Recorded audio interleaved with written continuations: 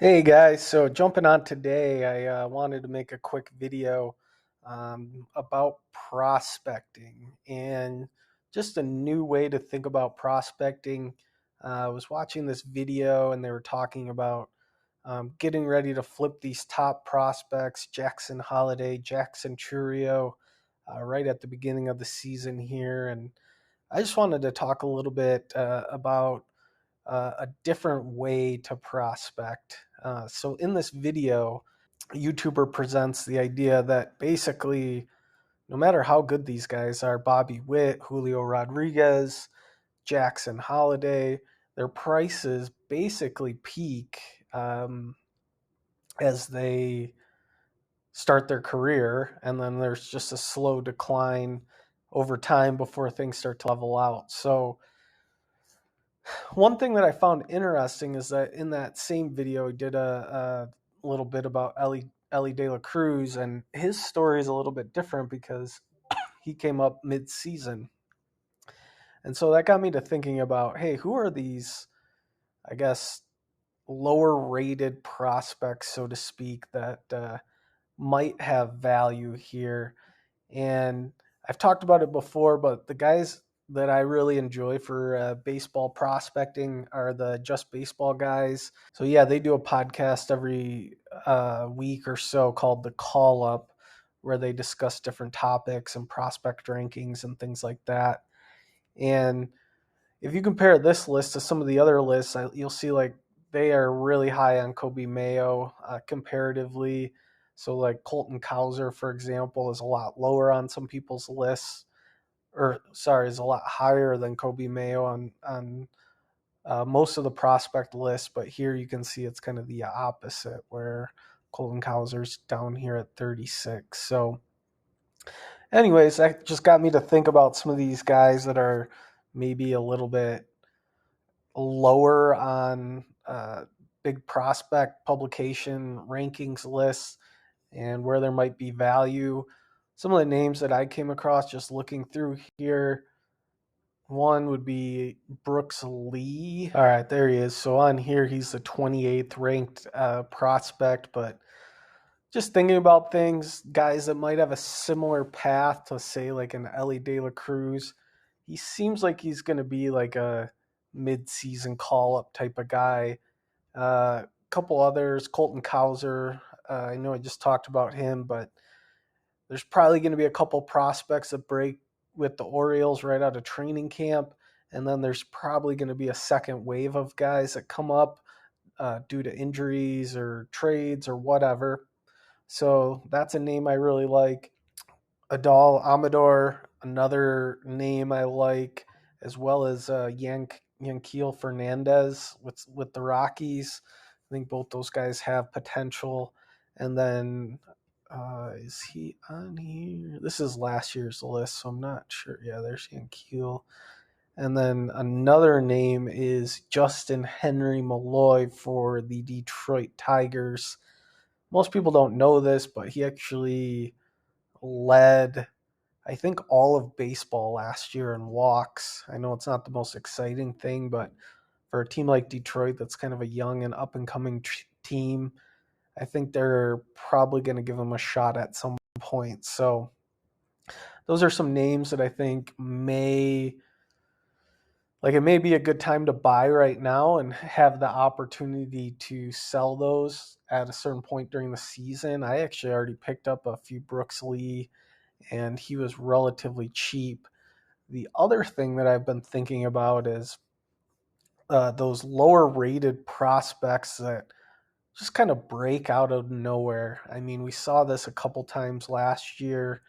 I guess not necessarily lower rated prospects, but like Nolan Jones, for example, Spencer Steer, Kerry Carpenter, the pitchers for the Mariners, Brian Wu, I think, is one of the names. But those guys were like borderline top 100 or barely in the top 100.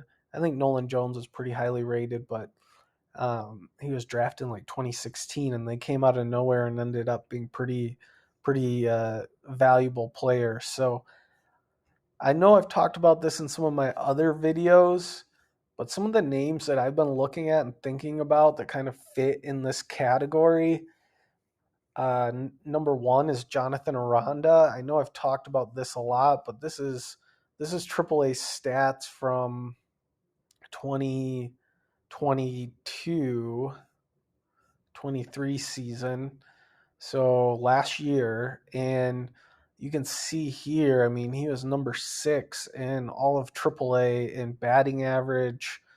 Had a 449 OBP, over 1,000 OPS, 25 home runs, 81 RBIs. I mean, this guy can bat, and I think for him, it's just getting an opportunity to play at the big league level. I think there's a number of guys that are like that. Another name is Kyle Stowers for the Orioles. He's not on this list, but he's performed at the AAA level. There's not really a place for him at the big league level, but if he gets a chance somewhere, I could see him having a similar Spencer Steer kind of season. Another couple names. Joey Ortiz, another one that stood out to me. Same thing. I mean, really just loaded prospect room in Baltimore. The guy's performed at the AAA level, and now he's finally going to get a shot to break out in the major leagues now on Milwaukee. I don't think people have really caught on to that yet, so his prices are still pretty suppressed. And I know another name that I've talked about in previous videos, Taj Bradley from the pitching side.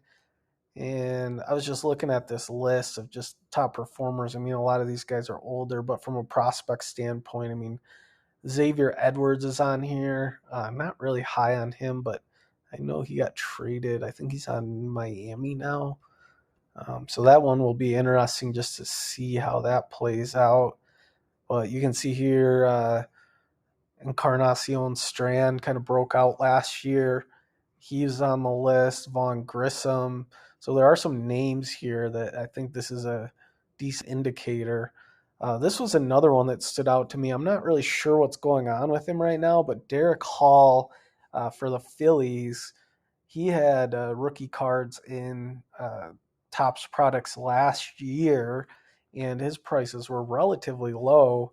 He actually had a good season at the major league level. Then he was hurt, and then he's kind of been blocked out with the Phillies as an organization. So another interesting name, Blake Perkins, Mark Vientos. So anyways, just some other names on here. Colton Cowser, which I talked about. Ivan Herrera is another one that's interesting.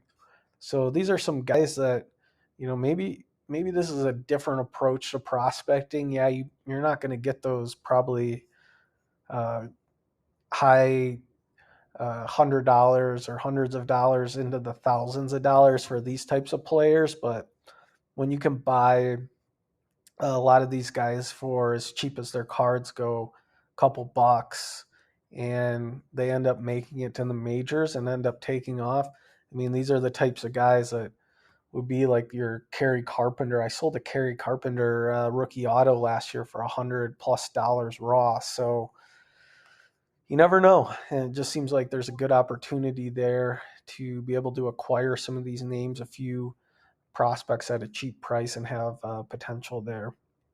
So, and going through that process, it also got me thinking about, hey, now we've got Bowman U. And looking through these lists, I think there's another opportunity here to do, this other type of prospecting here. And you look at the 2021 class, like all of these top recruits are in the NBA now. If you just go down the list, you'll see the same thing. 2022, I mean, Nick Smith, Derek Lively. I'm not sure what happened to Whitehead, but Filipowski will be in the NBA next year. Wallace having a great season. Gigi Jackson, Khalil Ware on Indiana now. Dylan Mitchell playing well. Keontae George having a great rookie year for the Jazz.